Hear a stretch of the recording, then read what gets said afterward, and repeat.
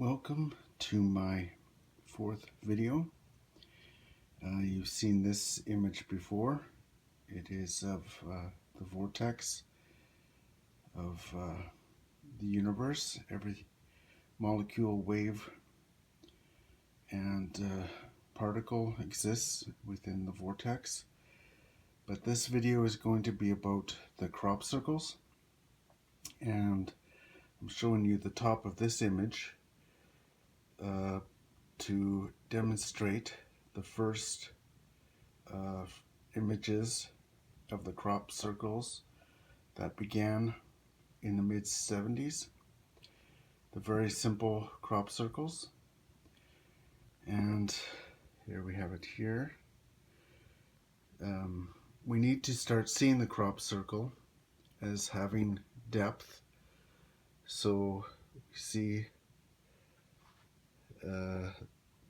the crop circle having depth and volume, and this energy reaches down into the quantum realm, into the quantum foam, and the crop circle is designed to draw up that energy from the quantum foam, the quantum realm, upward back into the macro world.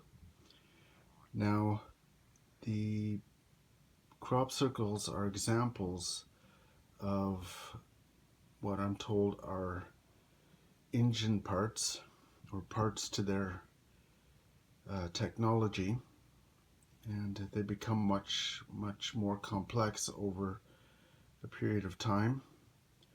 Throughout the 80s, 90s, 2000s, they've become very complex, complex geometry, and these are all components of understanding that we have to take the quantum levity field upward into the macro world. Now, we move to the very first crop circle images, and we have here one of the first basic crop circle images of two circles as it was channeled to me over the decades. This crop circle here is we first have the domain, and the domain is of a potential energy field of energy and levity at the quantum realm. The second is another domain which indicates that it is charged and it is building levity. The second type of crop circle, it again is the field domain has developed into an orb or a unit of energy, and it is to be later harvested, as they describe it, harvesting from the quantum realm upward into the macro world. Their ships do this on a complete basis of their entire ship is designed to reach down into the quantum world and draw up the levity into the macro world.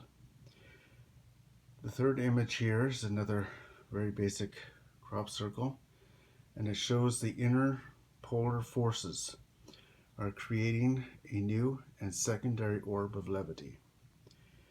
So here we have the one basic orb ready form, and a second one inside, interior, is beginning to form. In the fourth image, we see, continued from the third, a secondary levity orb has formed.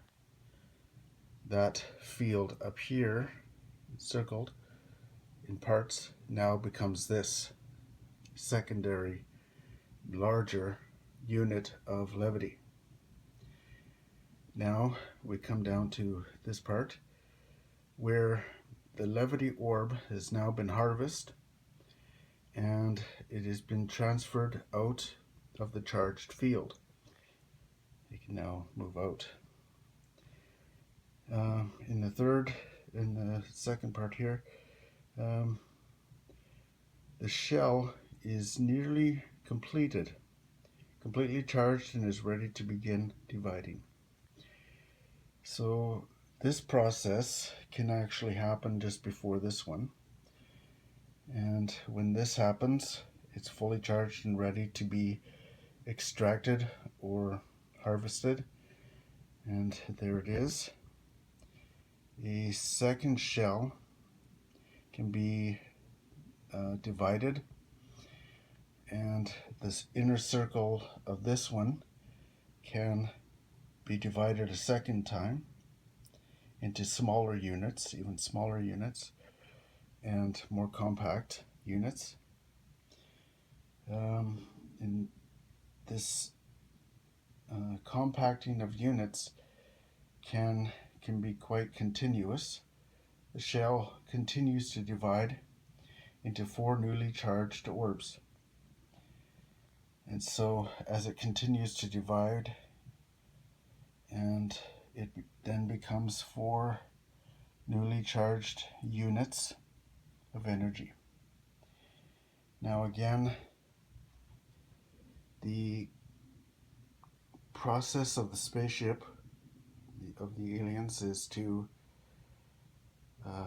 throughout the entire ship, it gathers quantum fields, quantum energies, draws them up into levity and infinite energy.